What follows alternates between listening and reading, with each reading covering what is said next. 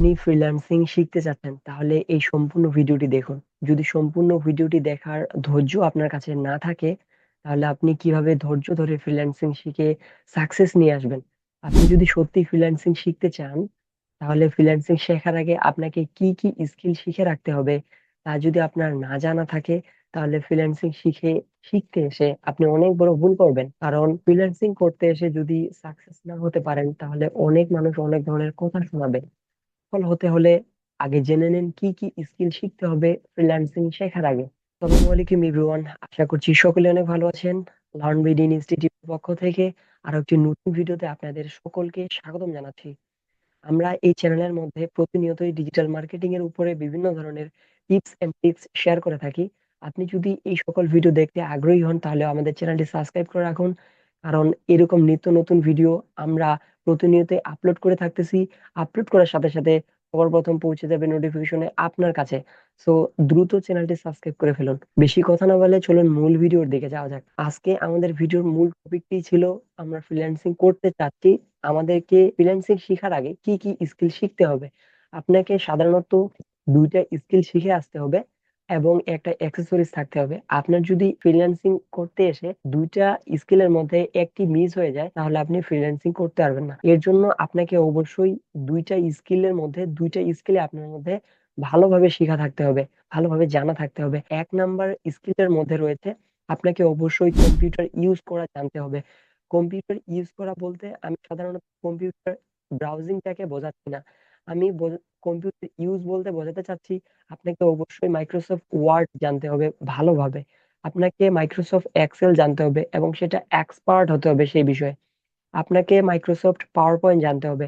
আপনি যদি এই সকল বিষয়গুলো না জেনে থাকেন আপনি ক্লায়েন্টের প্রজেক্ট হ্যান্ডেল করতে অনেক হ্যাসেলে পড়বেন। ক্লায়েন্টের প্রজেক্ট ইজিলি হ্যান্ডেল করতে চাইলে আপনাকে Microsoft Word, Microsoft Excel, Microsoft PowerPoint এই সকল বিষয়ে আপনাকে ভালোভাবে এক্সপার্ট হতে হবে। এবং দ্বিতীয় নম্বরে আপনাকে অবশ্যই কম্পিউটারের নেট ব্রাউজিংটা ভালোভাবে শিখতে হবে এবং আপনাকে কম্পিউটারের মধ্যে কিবোর্ডের যে টাইপিং রয়েছে এই টাইপিং এর স্পিডটা আপনাকে ভালোভাবে রাখতে হবে। যদি আপনি টাইপিং স্পিড অথবা কিবোর্ডের ভালোভাবে ইনফরমেশন অথবা কিবোর্ডের মধ্যে আপনি যদি ভালোভাবে এক্সপার্ট না হয়ে থাকেন তাহলে আপনি ক্লায়েন্টের কাজ করতে করতে অনেক সময় লেগে যাবে আপনার। সো অনেক সময় বাঁচাতে আপনাকে অবশ্যই কম্পিউটার অথবা ল্যাপটপের যেটাই আপনি শিখে থাকেন না কেন, আপনার কাছে যেটাই থাকুক না কেন, আপনাকে অবশ্যই এক্সপার্ট হতে হবে।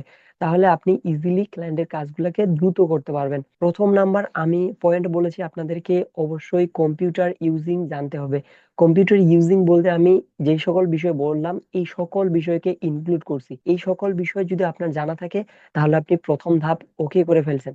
দ্বিতীয় নাম্বার ধাপ, আপনাকে অবশ্যই ফ্রিল্যান্সিং শিখতে আসার আগে ইংরেজিতে ভালো পরিমাণ এক্সপার্ট হয়ে আসতে হবে। কিন্তু আপনি যদি ইংরেজি কম জেনে থাকেন তাহলে এই সেক্টরে এসে আপনাকে অনেক ডাউন থাকতে হবে।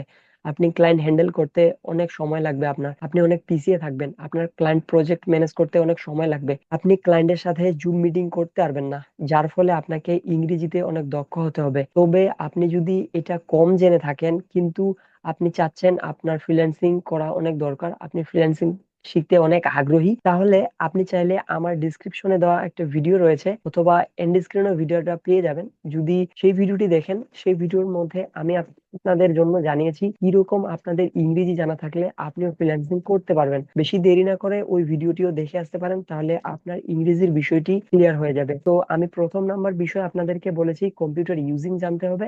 দ্বিতীয় নাম্বার পয়েন্ট বলেছি আপনাদেরকে ইংরেজিতে অবশ্যই এক্সপার্ট হতে হবে।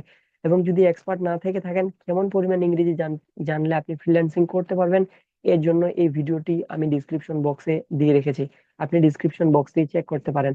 এবং তৃতীয় নাম্বার বিষয়, আপনার একটা কম্পিউটার অথবা ল্যাপটপ থাকতে হবে।